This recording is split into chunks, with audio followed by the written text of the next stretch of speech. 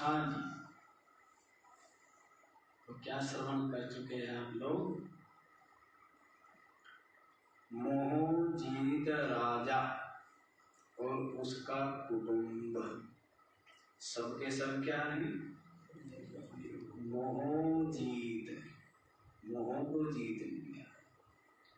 जिसको जीतना संसार में सबसे कठिन माना जाता है, और मोह से जो पार हो गया वो पार हो गया। तो संसार सागर से पार। संसार सागर क्या है? ये मोह का, लोभ का, ममता का, यही तो सागर है। और इस सागर में सब जीव डूब रहे, जन्म जन्मांतरों से डूब रहे और अपनी इच्छा से डूब रहे।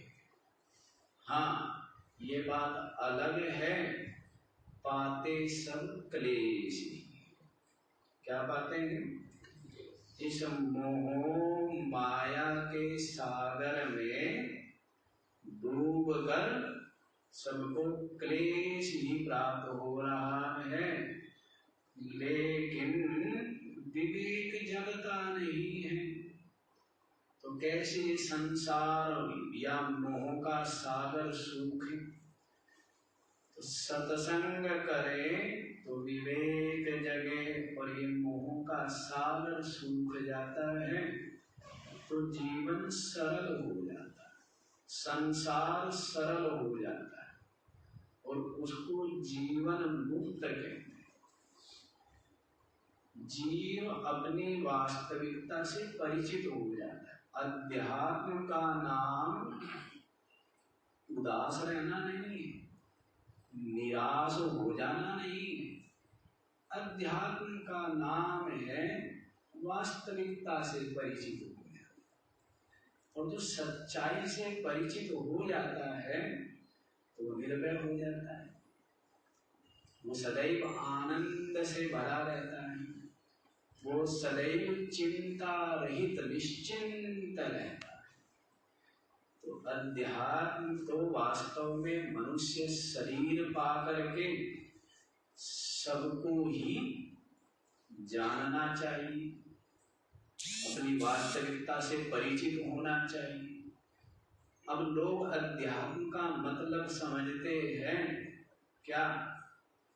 कि उदासीन होकर जगत से, और दाढ़ी मूंछ बढ़ाकर, वो भी नहीं कटवाने, और जंगल में एकांत में रहे और कुछ साधन करे, भजन करे, भक्ति करे।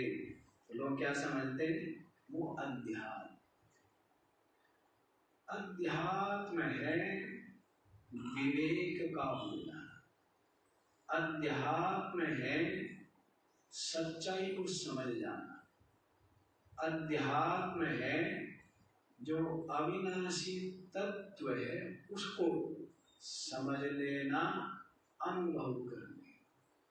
तो अध्यात्म वास्तव में है सार को सार समझना, असार को असार समझना, सत्य को सत्य समझना, असत को असत समझना, जड़ को जड़ समझना, चेतन को चेतन समझना, नित्य को नित्य समझना, अनित्य को अनित्य समझना। ये अध्यात्म है। और बड़ी बड़ी जटिल साधनाएं करता है, कितनी कितनी साधना करता है। तो आपको बताऊं, ये सारी की सारी साधनाएं अध्यात्म को जानने पाने के लिए नहीं है। ये तो जो मन की बुरी आदत पड़ गई है ना, उस मन की आदतों को सुधारने के लिए। मन की, जैसे बालक होता है ना, गलत संगति में चला जाए तो कुछ बालक समझाने से सुधर जाते हैं, कुछ बालक डांटने से समझ जाते, सुधर जाते हैं, और कुछ बालक उनको क्या करना पड़ता है? बंधन करना पड़ता है, दंड देना पड़ता है, तब जा करके समझ पाते हैं। समझ रहे हैं ना बात? ऐसे वैसे कुछ का मन तो ऐसा है जो समझाने से समझ जाता है। कुछ के मन को क्या करना पड़ता है? डांट डपट करनी पड़ती है? थोड़ा कठोर भाषा समझ में आती है। और कुछ के मन को तरह तरह के बंधन, तरह तरह की सीमाएं, तरह तरह की दीवारें बनानी पड़ती है रोकने के लिए। तो ये जितनी भी साधनाएं हैं ये सब मन की आदत को सुधारने के लिए, जो अभ्यास बना हुआ है, जो विषयों की आसक्ति बनी हुई, संसार की भोगों की जो आसक्ति बनी हुई है, उनसे मन अलग होना नहीं चाहता है। तो उनसे अलग करने के लिए ये विविध कठोर कठोर साधनाएं हैं कि क्या करो? जप करो, तप करो, इतने घंटे ध्यान करो, हैं? तो ये सब मन की आदत को सुधारने के लिए। और बात तो अध्यात्म तो समझने की बात है, तो वो छोटी ही बात है कि समझ में आ जाए, विचार करे तो सरल ही। हाँ जी, तो इसका नाम अध्यात्म है कि विवेक हो, ज्ञान हो, वास्तविकता से परिचय। इसी के लिए आप सुन रहे हैं ये पूरा वृतांत। और राजा का सारा परिवार कैसे है? मोह रहित है और सबके सब सच्चाई से परिचित है, और सबके सब सच्चाई से परिचित ही नहीं है, वास्तव में सत्य में निष्ठ भी, सत्य में निष्ठा भी उनकी है। कितनी सुंदर बात है। और ये बात आपको इसलिए सुनाई जा रही है कि आप भी ऐसे हो जाए, आप भी ऐसे हो जाए, और इसी जीवन में हो जाए, और ये शरीर रहते रहते हो जाए कि पूरा का पूरा जीवन आपका आनंद और प्रसन्नता से, रोते रोते जीता रहता है। कैसे जीता है? सदैव रोता ही रहता है, चिंता में, मोह में, स्वार्थ में, लोभ में सदैव अशांत रहता है, दुखी रहता है, परेशान रहता है। इतनी परेशान जिएगा कब जिएगा? बचपन होता है तो और समस्या है, फिर पढ़ाई लिखाई की समस्या, फिर नौकरी चाकरी की समस्या, फिर बाल बच्चों की समस्या, फिर मकान दुकान की समस्या, फिर ये समस्या, फिर वो समस्या, और समस्या में ही जाल, जैसे जाल में फंसा हुआ होता है ना पक्षी, उड़ नहीं सकता, क्या करता है बेचारा? फड़फड़ाता रहता है, बेचैन होकर के क्या करता है? तो सब फड़फड़ा रहे, मोहों के जाल में फंसे हुए, और क्या कर रहे हैं? निकलने के लिए फड़फड़ा रहे, दुखी हो रहे हैं। समझिए, और इस मोह जाल से निकल जाइए, फिर क्या होगा? फिर सबके प्रति प्रेम, सबके प्रति अपनत्व, सबके प्रति करुणा, सबके प्रति सहयोग और आनंद ही। क्या होगा? छोटा परिवार, एक क्या है? 10 बच्चे, और एक बच्चा है, एक मर गया, दोनों के एक मर गया, तो एक के तो सारे उजड़ गया है, और एक के क्या है? 10 है, क्या फर्क पड़ता है? तो वैसे ही जिसके लिए सारा संसार, सारा जगत ही क्या हो गया? अपना हो गया, अपना परिवार हो गया, तो उसके लिए शोक का स्थान है क्या? उसको कोई चिंता है क्या? है? लिखते पढ़ा तो आपने होगा वसुधैव कुटुम्बकम, लिखते जगह जगह वसुधा एव मम कुटुम्बः। संपूर्ण पृथ्वी पर जितने भी जीव है, मनुष्य ही नहीं, जितने भी जीव है सब कुटुंब ही, अपना परिवार ही। ऐसी व्यापक दृष्टि, ऐसा उदार चित्त, ऐसा विशाल हृदय, उसके लिए क्या है, कोई चिंता भय रहेगी क्या उसको? हाँ, तो ऐसी दृष्टि हो जाती है। और इससे बड़ी दृष्टि हो जाती है तो एक व्यवहारिक दृष्टि बताइए। आध्यात्मिक दृष्टि तो क्या होती है? आध्यात्मिक दृष्टि तो ये होती है कि सब कुछ, सबके हृदय में जो आत्मा है वो मैं ही हूँ। और फिर और भी ऊपर दृष्टि होती है कि वास्तव में बनाओ भी, परोसो भी, मुंह में भी डालो, चबाओ भी, है? ऐसा होता है क्या? अच्छा, तो क्या कह रहे हैं? है? क्या बताया? सबकी आत्मा मैं ही हूँ। इस प्रकार की दृष्टि हो जाती है, लेकिन मैं तो अद्वितीय ब्रह्म हूँ, तो ऐसे एकत्व में अद्वितीय भाव में प्रतिष्ठित हो जाता है। यूं धीरे धीरे उठता उठता उठता उठता और संपूर्णता में पहुंच जाता है, पूर्णता में पहुंच जाता है।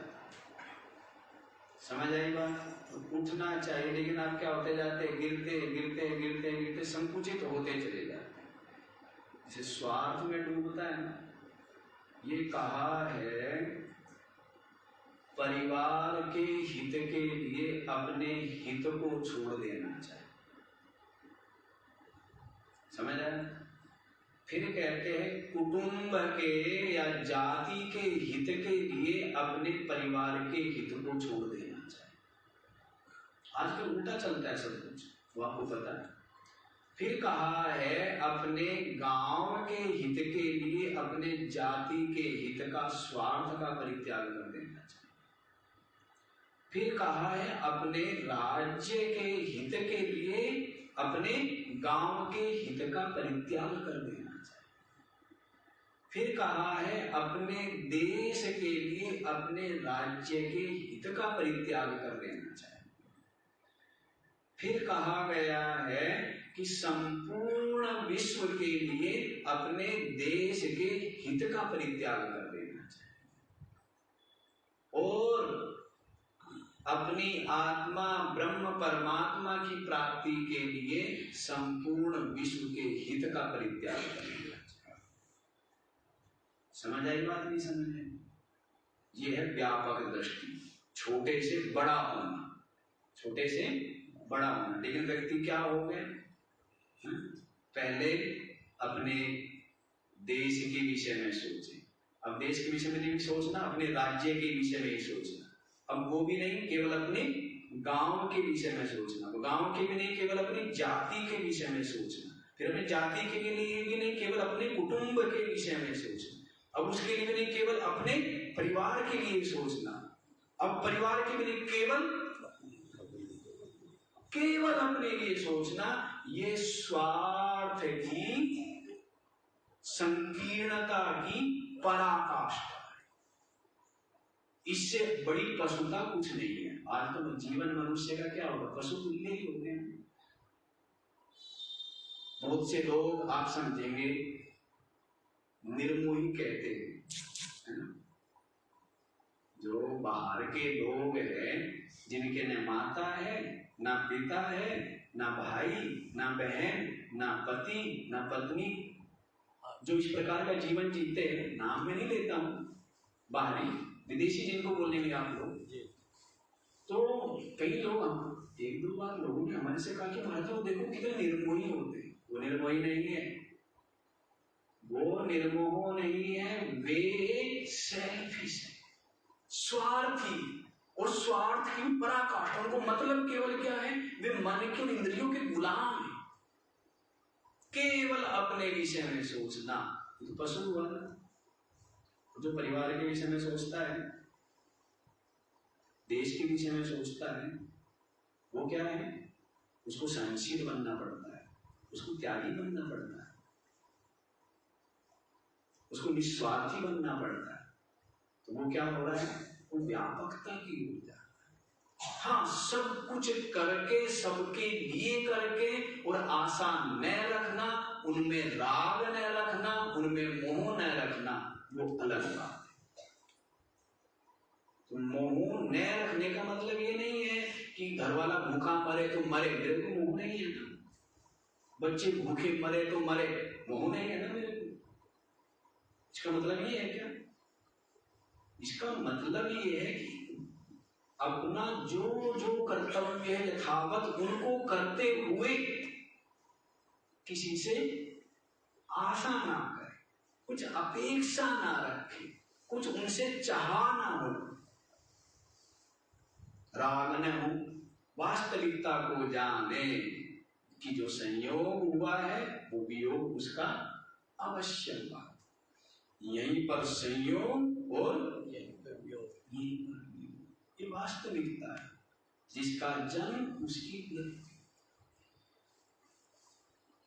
तो ऐसे जीवन जीने से वास्तव में आप मोह से निकल जाते हैं और वास्तविकता में जीवन जीते हैं, परमात्मा में पहुंच जाते हैं, परमात्मा में रहते हैं, परमात्मा रूप हो जाते हैं और संसार का समस्त व्यवहार परमात्मा में स्थित रह करके आप करते हैं। उसी के लिए कहा है जीवन मुक्त। अच्छा जी, मोह राजा की कथा में यही है, ज्ञान ही है। कथा का मतलब ये नहीं है कि हाँ कहानियां वहानियां, यही तो ज्ञान देना है। यही ज्ञान देना है कि व्यक्ति क्या हो, प्रथम तो वैराग्य हो गए और साधन निष्ठ हो। ये जो आपको कथा सत्संग सुनाया जा रहा है, किस लिए? क्या हो गए? विवेक हो गए, वैराग्य हो गए, और जितने भी ज्ञान प्राप्ति के सहायक साधन हैं वो सब हमारे में आए। जैसे धैर्य आए, संतोष आए, विषयों से वैराग्य आए, ये सब क्या है?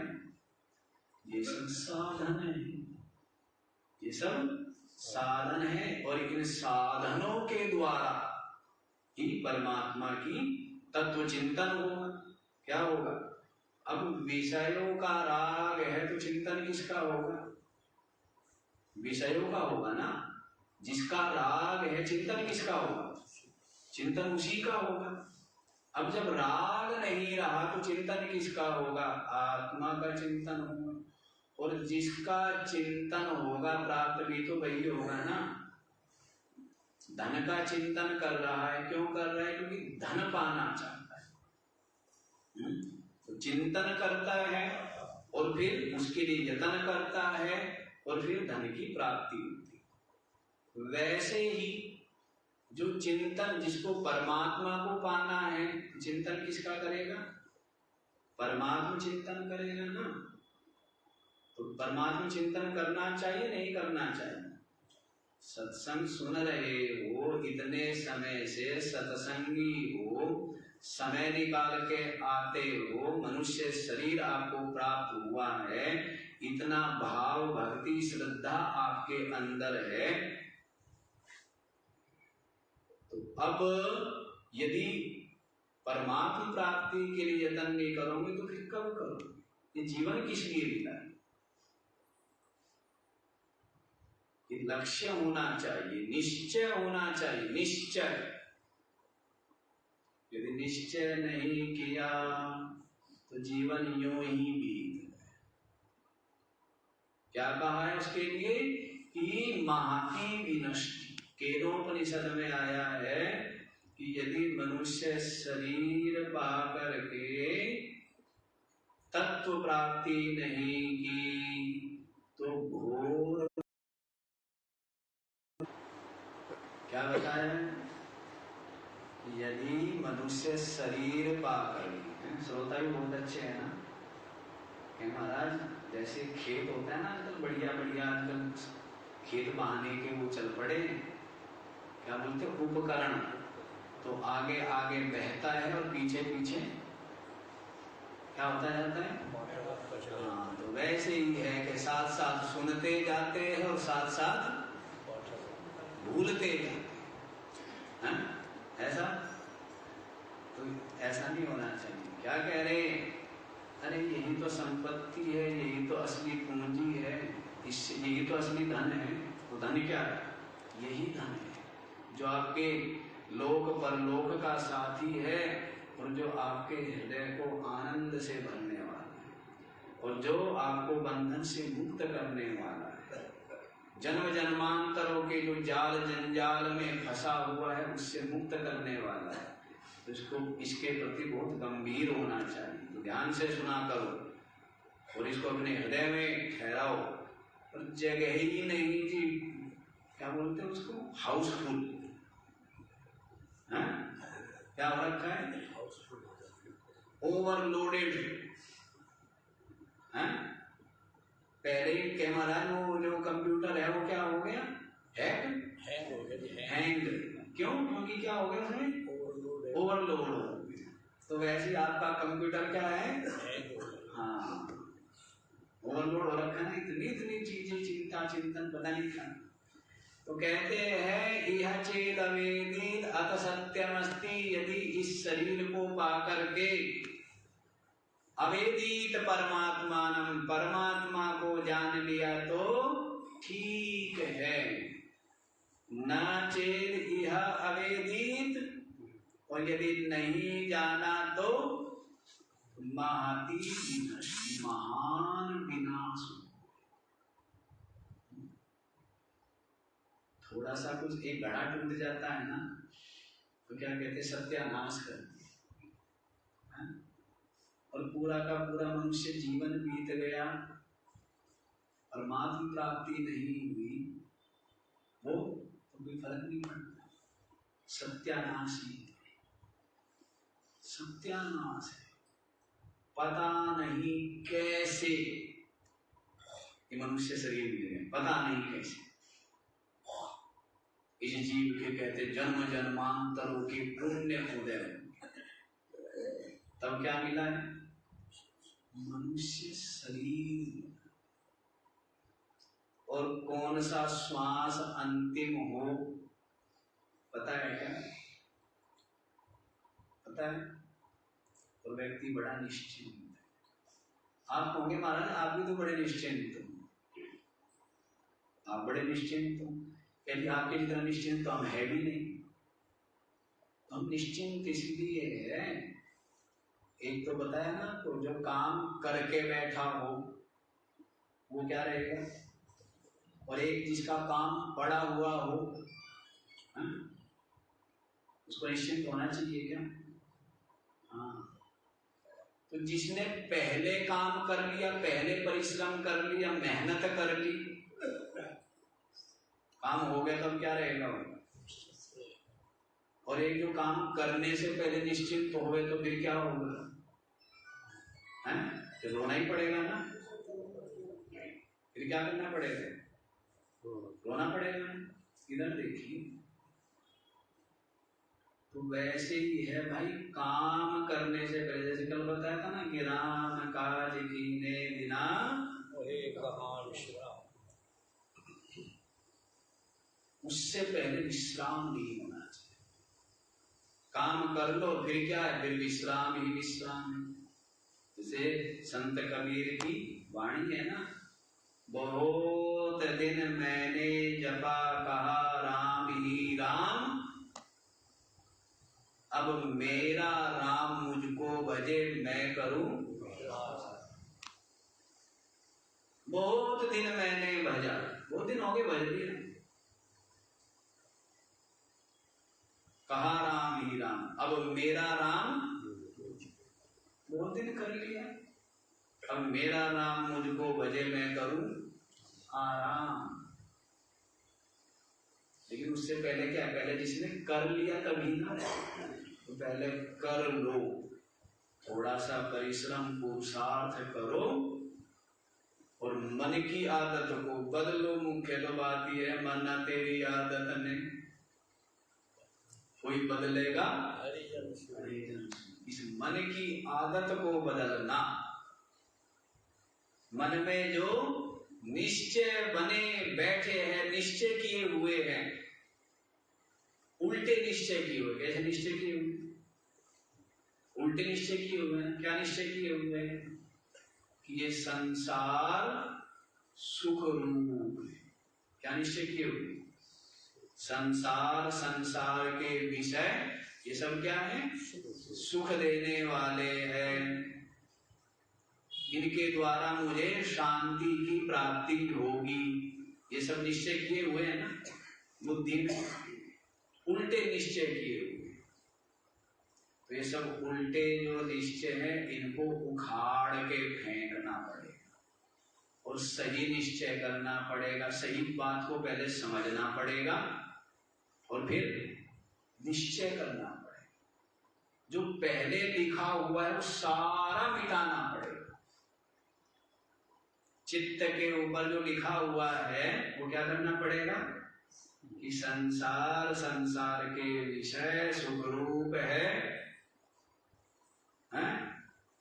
ये लिखा हुआ है ना, ये क्या करना पड़ेगा? पहले मिटाना पड़ेगा और तब बाद में लिखा जाएगा कि सुख रूप तो अपनी आत्मा।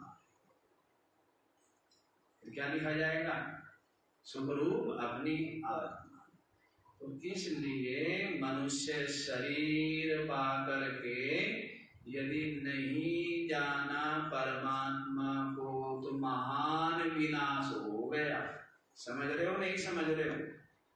कई बार सोचता हूँ, देखता हूँ, कुछ असर होता है या नहीं होता है? असर होता है क्या? जो के क्यों बने रहते हो आप लोग? कहेंगे महाराज हम तो बहुत पक्के हैं। आपकी मारी हुई सुनार वाली चोट से, है ना, हमारे तो लोहार की चोट से कुछ ना होए, और आप वाली तो क्या है कि सुनार की चोट है, उससे हमारा क्या हो? तो ऐसे नहीं होना चाहिए। चलिए इसी में आगे बढ़ते हैं और आगे बढ़े हैं। किस किस से मिल चुका है तपस्वी? हमारी भूमिका चलती है, भूमिका में आधा घंटा हो जाता है, आधा घंटा में सुनाया करते हैं। रोज का ही काम है ये, आज का काम तो है नहीं। हाँ, लेकिन भूमिका में क्या आ जाता है? पूरा पूरा सार आ जाता है। तो तपस्वी जी मिल चुके, किससे मिले हैं? दासी से मिले और फिर उस युवराज की पत्नी से मिले और फिर उसकी बहन से मिले। और क्या समझ में आया? तपस्वी को समझ में आ गया कि वास्तव में तीनों के तीनों क्या है? निर्मोही है और तत्व ज्ञान। तीनों के तीनों मोह नहीं है, परिवार के मध्य में है, समाज में है, जगत में है, व्यवहार में है, लेकिन फिर भी जीवन सुंदर हो जाता है। मोह से तो जीवन क्या हो जाता है? मैला हो जाता है। मोह के कारण से क्या होता है? मलिन हो जाता है। क्योंकि मोह के कारण से झूठ बोलेगा, कपट करेगा, विविध पाप करेगा। किसके कारण से? मोह के कारण। और जब मोह नहीं होगा तब कैसा जीवन जिएगा? संतोष का जीवन, निश्चल जीवन, निष्कपट और निष्पाप जीवन। कब जिएगा? जब मोह नहीं होगा। मोह तो सारे बताए ना कि लोभ मोह, ये क्या है? पाप के बाप बताए थे ना। क्या बताए थे? और नरक के द्वार बताए थे। क्या बताए? नरक के द्वार बताए थे ना, काम, क्रोध, लोभ, मोह। कितने द्वार बताए थे? हाँ, वैसे 3 बताते हैं लेकिन 4 है ये नरक के द्वार। किसके द्वार है? नरक के द्वार तो बताए। और जब मोह नहीं है तो कैसा जीवन हो जाता है? मलिनता से रहित रहता है ना, सात्विक जीवन। तो देख रहे हैं कि सबके सब इनमें न मोह है और सबके सब तत्व ज्ञानी है। समाचार सुन लिया, राजपुत्र की मृत्यु का भी शेर ने खा लिया है, लेकिन फिर भी मोह न होने से कोई चिंता नहीं, कोई विषाद नहीं, कोई विलाप नहीं। सबके सब धैर्य धारण किए हुए हैं और जानते हैं कि महाराज शरीर ये तो है ही मरने के लिए, ये तो है ही मृत्यु का खाजा, मृत्यु का ही तो भोजन है ये। जिस दिन जन्म लेता है उसी समय मृत्यु इसके साथ रहती है ना, कहीं से आएगी थोड़ा, साथ ही साथ रहती है निरंतर। मृत्यु का ही खाजा है ये शरीर, कभी भी मर सकता है, कभी भी मर सकता है, कहीं से आना नहीं पड़ेगा। तो सबने विवेक रखा है, धैर्य रखा है। और तपस्वी जी को कहा, महाराज क्यों आप परेशान हो रहे हैं, क्यों अपना भजन छोड़ के आ गए, क्यों मोह के चक्कर में पड़े हुए हो। और फिर राजा की वो जो कन्या है ना, राजकुमार की बहन, वो दुख की महिमा भी बता रही कि महाराज दुख तो बहुत अच्छी चीज है। दुख तो कहते हैं सुख के माथे सिल पड़े, नाम हरि का जाए, और बलिहारी व दुख की जो पल पल नाम रटाए। तो यहाँ पर दिया है, सुख में सो दुख है, दुख में सो आनंद, दुख से जब ये हित करे छूटे सगले बंद। दुख की निंदा मत करो, दुखिया स्वर्ग में जाए, दुख ना होते जगत में जाते नरक समाए। दुख में सुमरण सब करे, सुख में करे न कोई, जो सुख में सुमरण करे तो दुख काहे को। दुख क्लेश और आपदा परमानंद निधान, भक्ति अरु निर्माणता इनके अंतर्जान। कौन बता रही है? तपस्वी जी को राजकुमार की बहन ये सब बता रही है कि महाराज दुख तो अच्छी चीज है, दुख में तो क्या होता है, सुमरण होता है, और सुख में क्या होता है, भूल जाता है, सुख में भूल जाता है। दुख की बड़ी महिमा है। और हमने बताते बारंबार सूत्र बताया है ना, हमने क्या सूत्र बताया है कि जो परम दुखी है वही परम सुखी होता है। क्या होता है? खोज कौन करेगा है? खोज कौन करेगा? जो दुखी होगा। दुख से मुक्ति कौन चाहेगा? जो रोगी होगा वही क्या करेगा? वैद्य के पास जाएगा। और वही क्या है? रोगी ही स्वास्थ्य के आनंद को जानता है। स्वस्थ होने का आनंद सुख क्या है कौन जानता है? रोगी जानता है। जो कभी रोगी नहीं हुआ वो क्या जाने कि स्वास्थ्य का क्या महत्व है? जानते हैं क्या? नहीं जानते। तो इसलिए जो दुखी हुआ वही जानता है कि कैसे दुखों से मुक्त हो। और ये तो संसार सारा का सारा दुखमय ही है। सर्वम दुखम दुखम, दुख ही दुख भरा हुआ। इस संसार में क्या भरा हुआ है? दुखी दुख भरा हुआ है। सबके सब जीव दया के पात्र,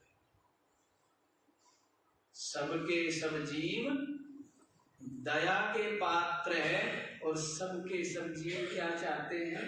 सबके सब जीव प्रेम चाहते, सुख चाहते, सबके सब जीव।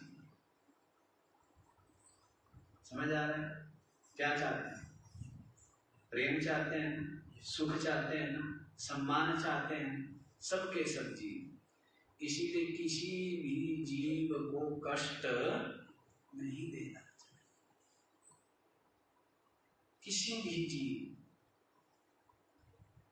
सबके शरीर में हृदय है ना, सबको सुख दुख होते हैं ना, नहीं होते?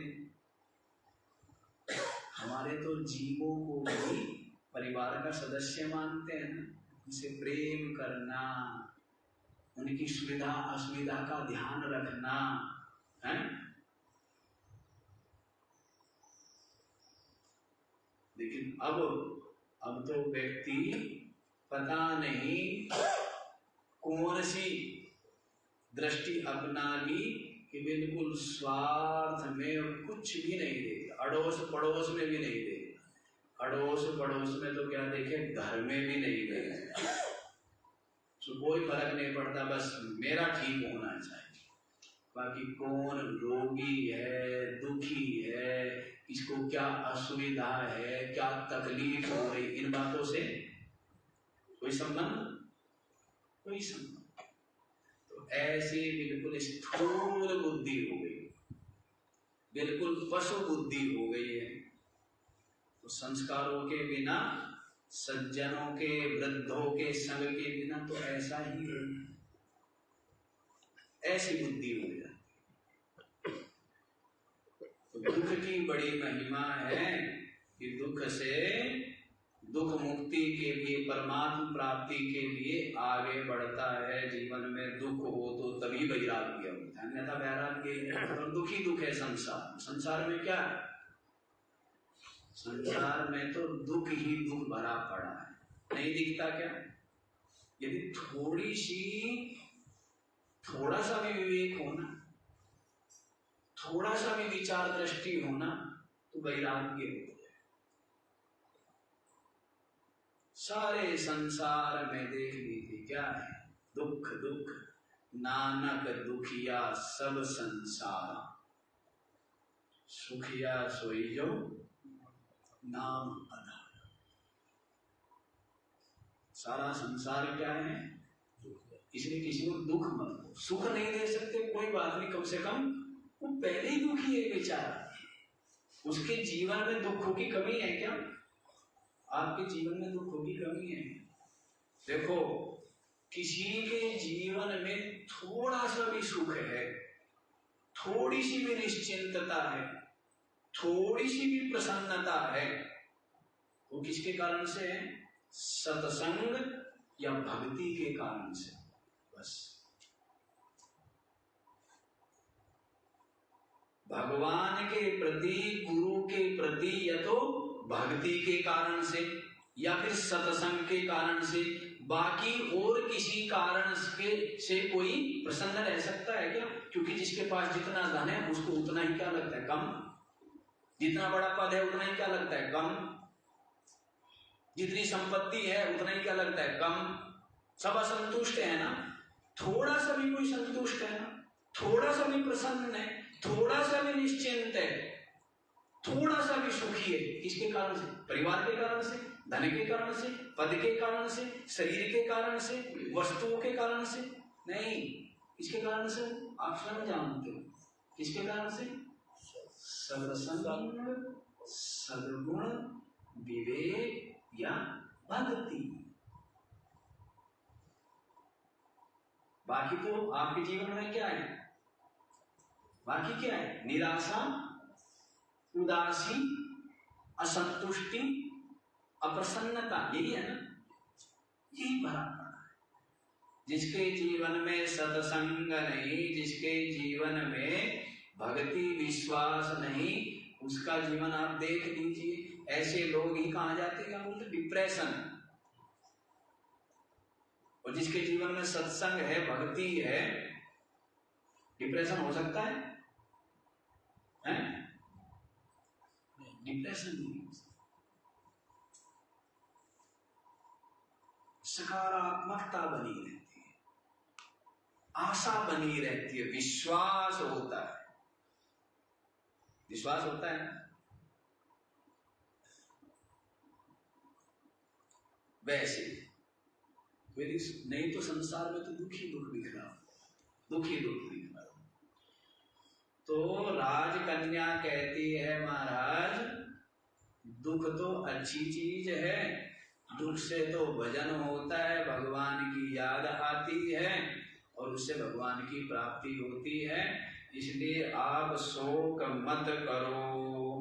और आप क्या करो, आप जाओ अपनी कुटिया में वापस और वहां जा करके भजन करो, क्यों आप उलझ गए।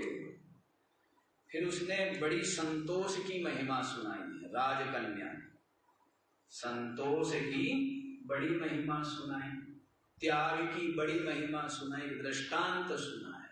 तपस्वी कहने लगी महाराज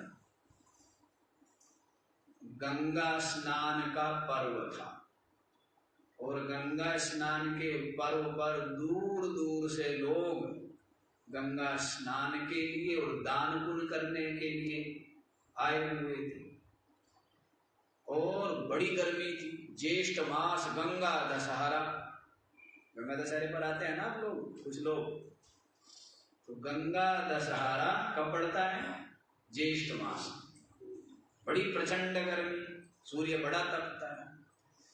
तो स्नान के लिए आते हैं, दान के लिए, दान पुण्य करने, त्याग करने। तो कहते बहुत लोग आए हुए थे, बहुत सेठ साहूकार हैं, बहुत लोग और राजा लोग भी आए हुए थे। तो बड़ी गर्मी थी, बहुत तेज धूप थी, सबके सब गर्मी में झुलस रहे थे। लेकिन जब दान पुण्य किया, जब वापस जाने लगे तो क्या देखते हैं कि पूरी टोली के ऊपर जितने लोग जा रहे हैं उनके ऊपर एक छोटी सी बादली, उसकी छाया हो रही है और छाया के कारण से जब धूप नहीं पड़ रही है तो सबको ठंडक मिल रही है ना, गर्मी से धूप से बचाव हो रहा है। तो लोग सोचने लगे कि राजा ने बहुत दान किया है या उस सेठ जी ने बहुत दान किया है और उस दान के पुण्य के कारण से ये जो बादल है, बादली, ये सबके ऊपर छाया कर। तो एक जगह कुएं पर जब चलते चलते समय हो गया पानी पीने के लिए, सब रुके, तो बादल भी रुक गए। सबने पानी पिया और सब यही सोच रहे थे कि भाई सेठों ने बहुत दान किया, राजाओं ने बहुत दान किया, इसके कारण से ये बादली छाया कर रहे हैं। तो सब आगे बढ़ने लगे तो देखते क्या है कि ऊपर तो धूप है और बादली पीछे रुक गई। पीछे रुक गई तो देखते क्या है कि जिस कुएं पर पानी पिया था वहां पर एक व्यक्ति अभी पानी पी रहा है, बहुत गरीब बेचारा, सबसे गरीब। और वो बादल की छाया किसके ऊपर थी, उसी के ऊपर थी। जब वो चलने लगा तो वो बादल की छाया उसके साथ साथ उसके ऊपर चलने लगी। तो सबको बड़ा आश्चर्य हुआ, सेठों को, राजाओं को। उससे पूछा कि भाई ऐसा क्या पुण्य किया, ऐसा क्या दान किया तुमने जिसके कारण से बादल तेरे ऊपर छाया कर रही है, ऐसा क्या पुण्य किया? उसने कहा मैंने तो कुछ भी पुण्य नहीं किया, मैं तो बहुत गरीब हूं, मेरे पास तो कुछ भी नहीं है। 4 आने थे, कुल कितने थे मेरे पास? कुल 4 आने थे और वे 4 के 4 आने मैंने क्या कर दिए? दान। कितने आने थे? 4। तो कहते 4 आने, केवल 4 आने का दान सबके दानों से बढ़कर के दान है। क्यों है? क्योंकि उसने क्या कर दिया है? सर्वस्व का दान। एक तो परिश्रम से कमाया, दान का फल किसको मिलता है? परिश्रम से, ईमानदारी से, धर्म पूर्वक जो कमाया। ऐसे नहीं कि नौकरी कोई कर रहा है और तनख्वाह अपनी जेब में आ रही, ऐसे भी चलता है ना। ऐसे नहीं, काम किसी ने किया और मलाई कोई दूसरा, ऐसे ईमानदारी की, परिश्रम की, न्याय की जो कमाई, और वो कमाई कितनी हुई? 4 आने। और वो सारी की सारी जो खून पसीने की कमाई थी उसने क्या कर दी? बड़ा हृदय था ना, बहुत विशाल हृदय। सर्वस्व का त्याग करना, दान करना छोटी बात है। तो उसके पुण्य के कारण से वो बादली क्या कर रही थी? छाया कर। तो इस कहानी के माध्यम से राजकन्या ने क्या बताया है? राजकन्या ने दान की महिमा, संतोष की महिमा और ईमानदारी की कमाई की महिमा बताई है ना। कि महाराज तपस्वी जी को सुना रही है ना कि इससे चित्त शुद्ध होता है। ये सत्कर्म करने से, गीता जी में आया है ना कि यज्ञ दान तपा कर्म ना त्याज्यम कार्यमेव तत्, यज्ञ दान तपश्चैव पावनानि मनीषिणाम्। यज्ञ दान तप और सात्विक कर्म ना त्याज्यम, त्यागने नहीं चाहिए, करने चाहिए। क्यों? तो कहा है यदि निष्काम भाव से ये किए जाए ना, यज्ञ दान तप और सात्विक कर्म कैसे किए जाए? निष्काम भाव से किए जाए तो चित्त शुद्धि होती है। क्या होती है?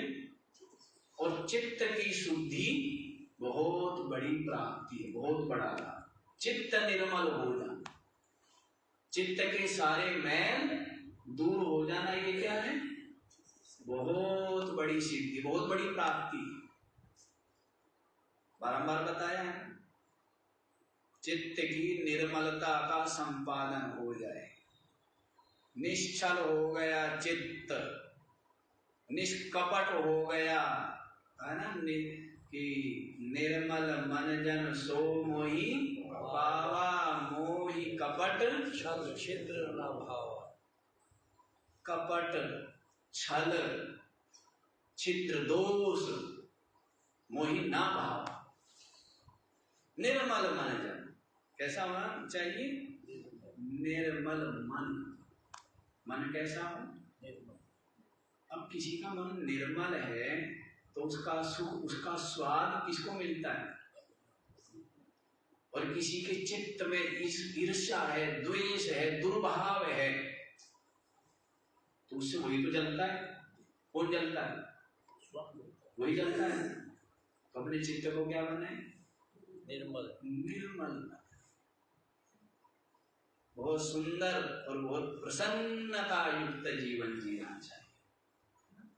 जैसे अपने घर को सजाते हैं, शरीर को सजाते हैं, क्या करते हैं? वस्त्र आभूषण से सजाते हैं ना। अपने मन को सजाना चाहिए। किसको सजाना चाहिए? अपने मन को सजाना चाहिए। सत्य के द्वारा, अहिंसा के द्वारा, त्याग के द्वारा, संतोष के द्वारा, क्षमा के द्वारा, सबके प्रति प्रेम और दया का भाव, इनके द्वारा अपने चित्त को सजाना चाहिए। जिसका चित्त सुंदर है ना, सबसे बड़ा तीर्थ क्या है? सत्संग सुनते हो नहीं सुनते हो? सबसे बड़ा तीर्थ पूछा ना, स्वमनो विशुद्धम। अपने मन का विशुद्ध हो जाना, निर्मल हो जाना, विकार रहित हो जाना, ये क्या है? सबसे बड़ा तीर्थ। हाँ जी, देवियों, समझ आती नहीं समझ आती? देवियों की तो कह रही समझ में आ गई है। हाँ भाई देवो, तुम्हारी भी समझ में आ रही नहीं आ रही है?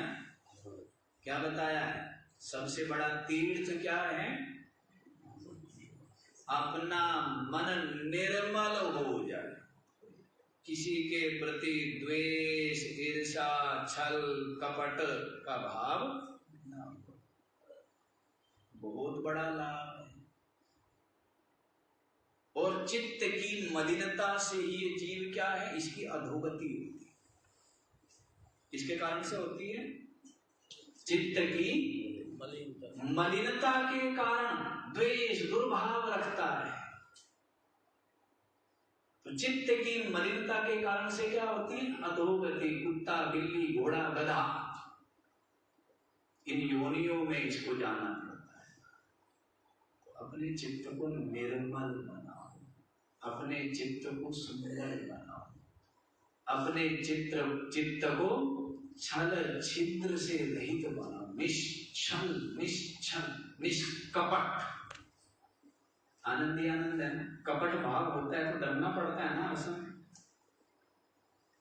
चित्त में कपट हो कि मेरा कपट प्रकट ना हो जाए, मेरा कपट क्या हो, मेरी चालाकी प्रकट ना हो जाए। हर समय डरना पड़ता है, नहीं डरना पड़ता। ऐसा काम ही क्यों करे?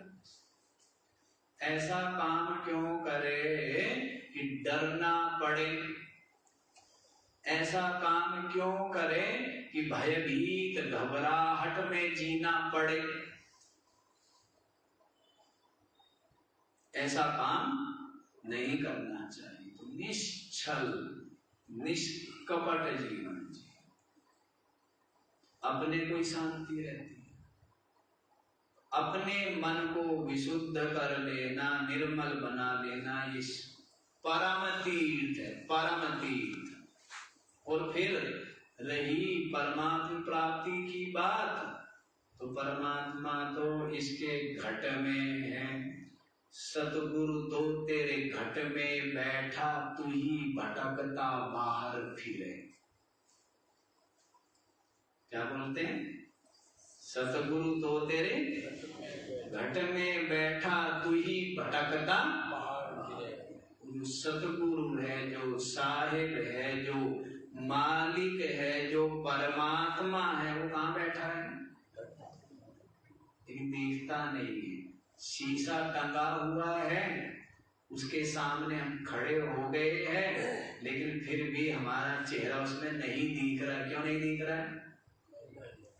धूल चढ़ी हुई, मिट्टी चढ़ी हुई, मैला। क्या करो उसको? साफ करते क्या होता है? दिखने लग जाता है। तो वैसे ही मन मैला हो गया है, इसको निर्मल बनाया, इसको साफ किया, इसको विशुद्ध हुआ, तो अपने हृदय में, अपने घट में ही परमात्मा को पा लेता है। मोह को कहाँ ढूंढ रे बंदे, मैं तो तेरे पास में। ना तीर्थ में, ना मूरत में, ना काशी कैलाश में। मोह को कहाँ ढूंढ रे बंदे, मैं तो तेरे पास। नहीं प्राण में, नहीं पिंड में, ना ब्रह्मांड आकाश में। मोह को कहाँ ढूंढ रे बंदे, मैं तो तेरे पास। नहीं व्रत में, ना में जप में, ना में तप में, ना में व्रत उपवास में। मोह को कहाँ ढूंढ रे बंदे, मैं तो तेरे पास। खोजी होए तुरंत मिल जाऊं। क्या बोला? खोजी होए तुरंत मिल जाऊं, पल भर की तलाश में। और कहे कबीर सुनो भाई साधु, मैं तो हूँ विश्वास। कहाँ ढूंढे रे बंदे, मैं तो तेरे पास खोजी होए तुरंत मिल जाओ, पल भर की। पर खोजी नहीं है ना, खोजी किसके, कोई धन का खोजी, पद का खोजी, संसार का खोजी, उसी खोजी रहते हैं ना। यदि खोजी हो तुरंत मिल जाओ, पल भर की तलाश में।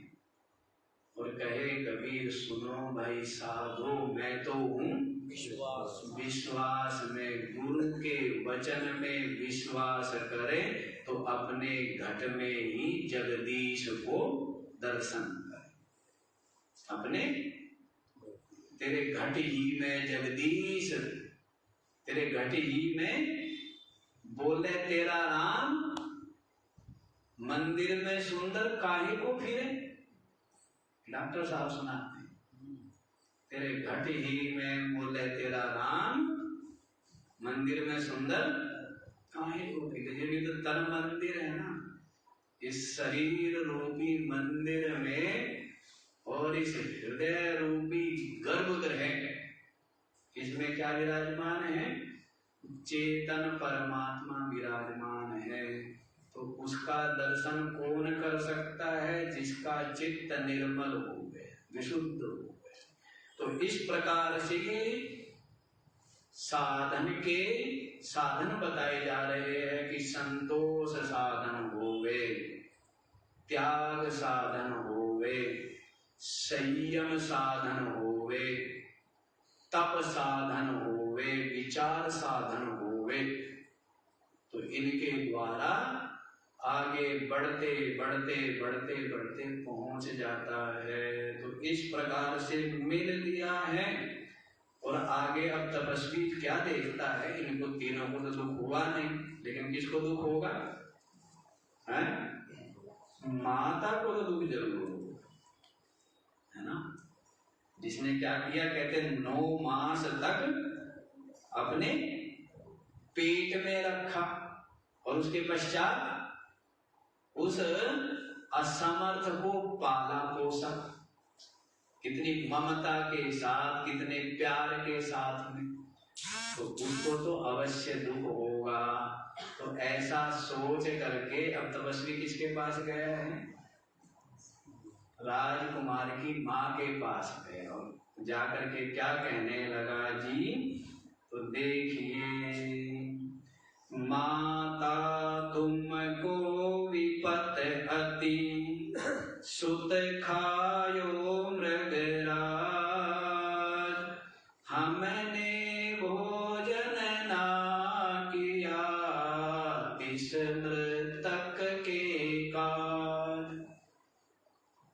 क्या कहने लगा तपस्वी माँ को जाकर के, हे माता तेरे ऊपर बहुत बड़ी विपत्ति आ, तेरे इकलौते पुत्र को शेर ने खा लिया। क्या हुआ है, इकलौते पुत्र को शेर ने खा लिया है। कितनी बड़ी विपत्ति आ गई। व्यवहार समाज की दृष्टि से देखे तो कितनी बड़ी विपत्ति है, बहुत बड़ी। और तपस्वी जी कह रहा हमने भोजन ना किया तिस मृतक के कारण। तपस्वी कह रहे कि मेरे को तो इतना दुख हुआ कि तुम्हारा इकलौता पुत्र वो मारा गया, और इतना हमें कष्ट है, इतना दुख है, इतनी पीड़ा हुई कि हमने आज भोजन भी नहीं। देख रहा, इधर बोल रहा है और रानी के चेहरे की ओर देख रहा है कि क्या चल रहा है, क्योंकि मुख तो दर्पण है ना, हृदय में क्या चल रहा है वो मुख से पता लग जाता है ना, एक पता लग जाता है।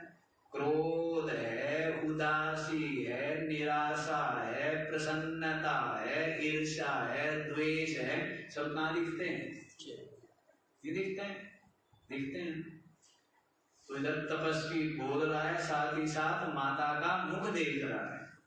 इसको कितना विषाद होता है, दुख होता है नहीं। तो क्या बोली माता? माता ने देखा, वो देख रहा है, माता ने कहा, कितना सुंदर बात है, एक वृक्ष डाला घने, क्या बोला?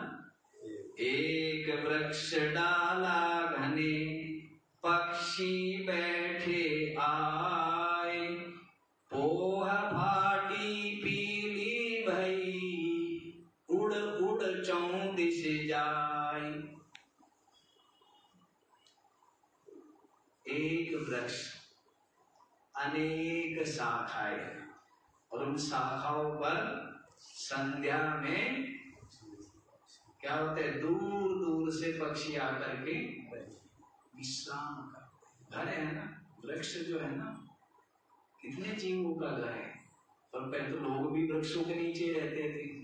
करतल भिक्षा तरु तल वासा, इसके नीचे, पेड़ के नीचे।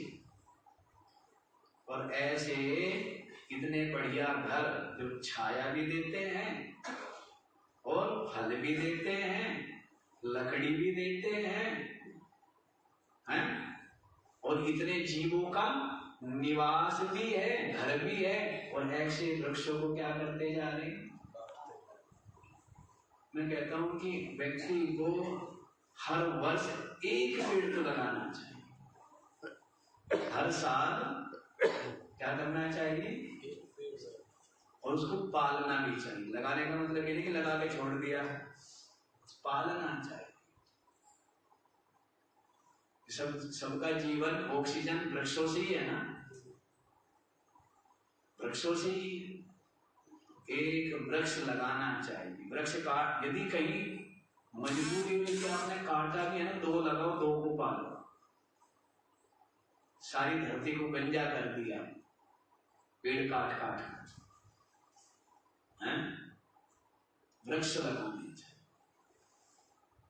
तो वृक्षों पर जैसे निवास करते हैं, तो यहीं पर देखो, यहीं क्या कहती हैं कि जैसे दूर दूर से पक्षी आकर के वृक्ष पर रात्रि में विश्राम करते हैं, और पोह फाटी पीली भई, जैसे सुबह सुबह जैसे ही उषा काल होता है तो सब पक्षी अपनी अपनी इच्छा के अनुसार उड़ जाते हैं अपना दाना पानी के लिए। तो वैसे ही महाराज यहाँ इस संसार में सब जीव आए हैं अपने अपने कर्मों से, और फिर क्या होते हैं, अपने अपने कर्मों का फल भोग के सब चले जाते हैं। दुखी तो व्यक्ति मोह के कारण होता है। दुख तो किसके कारण से होता है? मोह के कारण से होता है। इतना विवेक कहाँ रख पाते हैं। लेकिन यहाँ देखिए कितना धैर्य रख रहे हैं। ये जीवन है, ये वास्तविकता है, और यही अध्यात्म है, और यही वास्तविक जीवन है। अन्यथा जीवन क्या रह गया? अंधकार पूर्ण रह गया, पशु तुल्य रह गया। ये वास्तविक जीवन है, प्रकाश में, विवेक में जीवन, तो वास्तविकता है। लेन देन है। कहते एक राजा थे, और उस राजा के भी इकलौता ही पुत्र था। और क्या हुआ? उसकी मृत्यु, और मृत्यु हो गई। राजा बहुत विषादित हो गया, बहुत दुखी हो गया, और सब राज काज छोड़ करके उदास निराश होकर और सबसे मिलना जुलना बंद कर दिया, राजकाज छोड़। तो सब लोग बड़े परेशान, सब प्रजा बहुत दुखी। तो कैसे राजा को वापस राज कार्य में लगाया जाए, कैसे राजा अपने कर्तव्य का पालन वापस करने लगे, ये सोचते थे लोग, मंत्री लोग सोचते थे।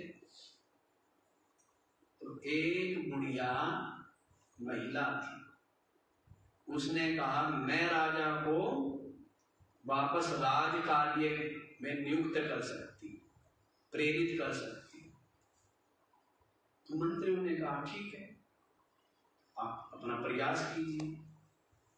वो महिला गई राजा के पास, बूढ़ी माता, और कहने लगी महाराज मेरी एक समस्या है, उसका आप समाधान कर दीजिए। तो राजा ने कहा बोलो।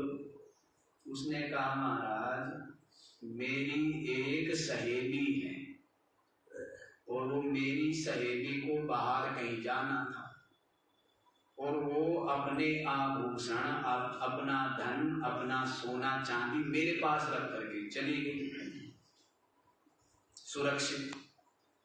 और फिर वो अपना जो उसको जाना था वहां जाकर के वापस आई और उसने अपना जो कुछ उसने रखा था आभूषण आदि धन संपत्ति वो वापस ले लिया उसने। अब मेरे को बहुत दुख है, नींद भी नहीं आती, बहुत दुखी, मेरे को न्याय दो आप।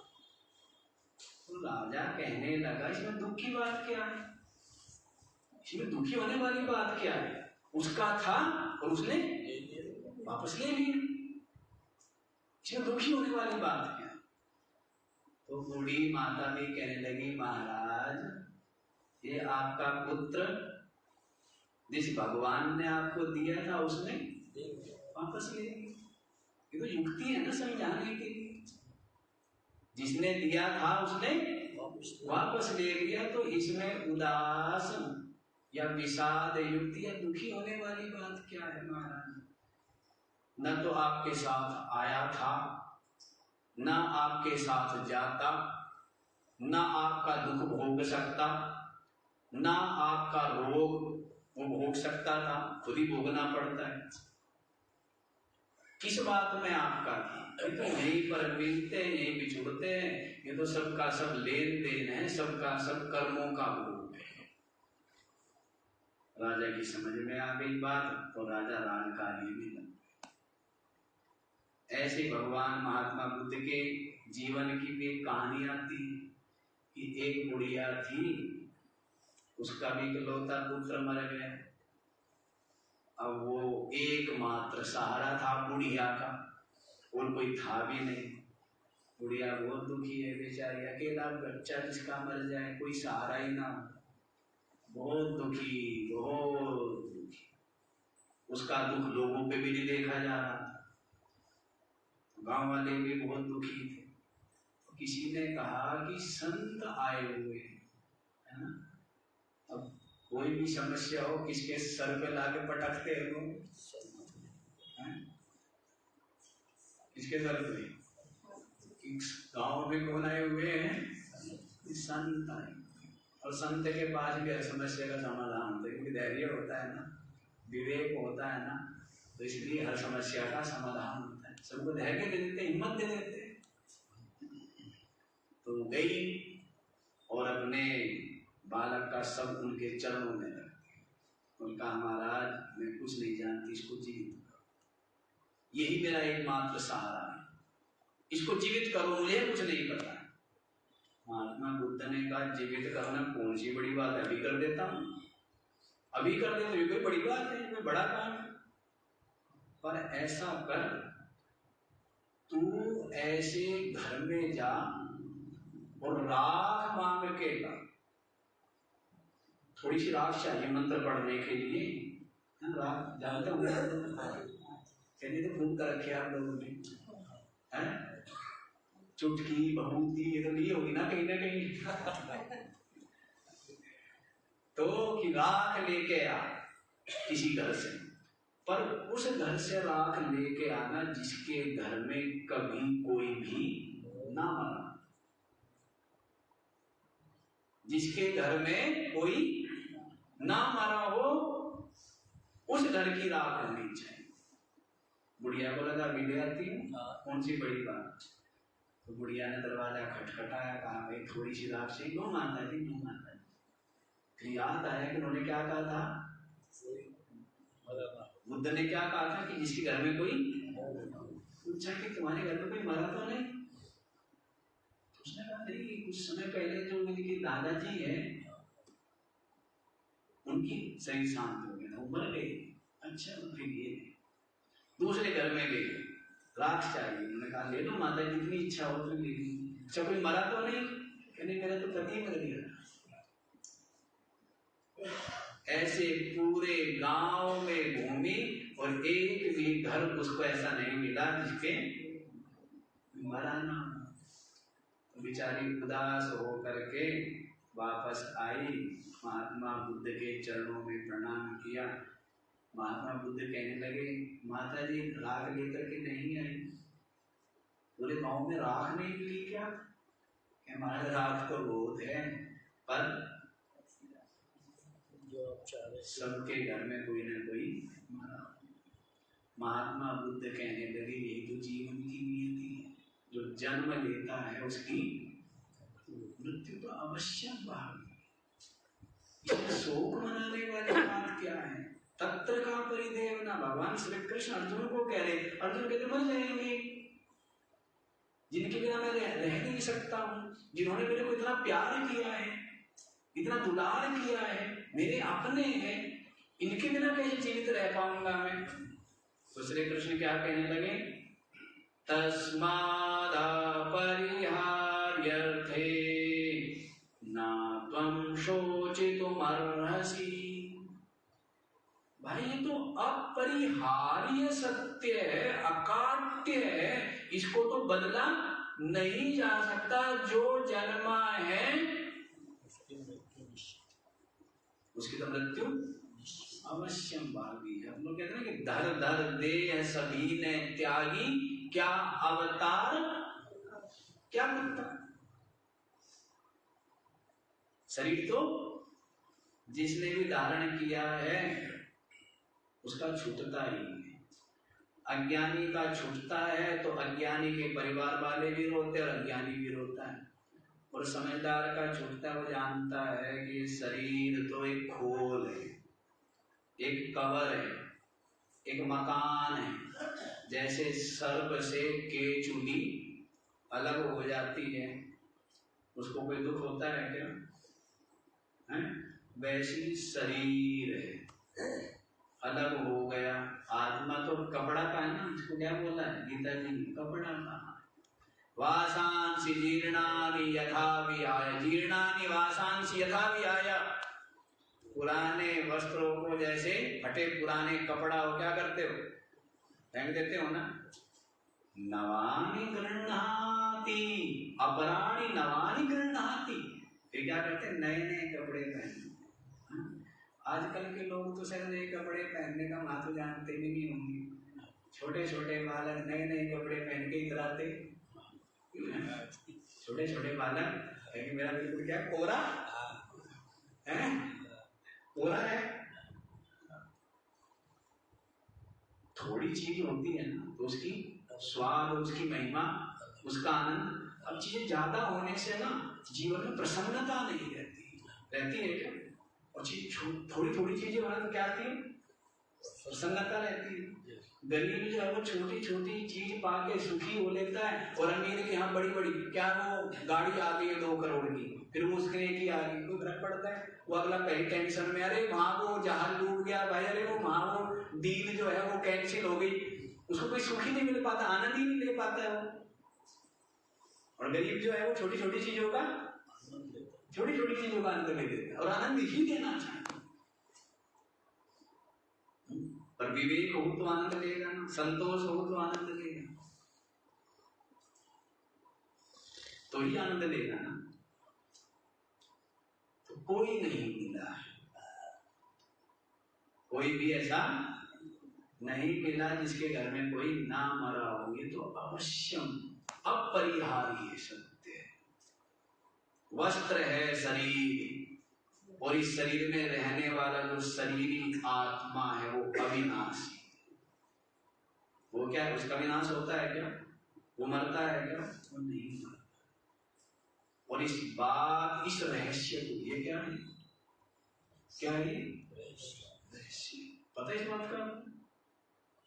कहती रहस्य का तो रोज रोज सुनते हैं, बल्कि लाइव सुनते हैं। रहस्य क्या है?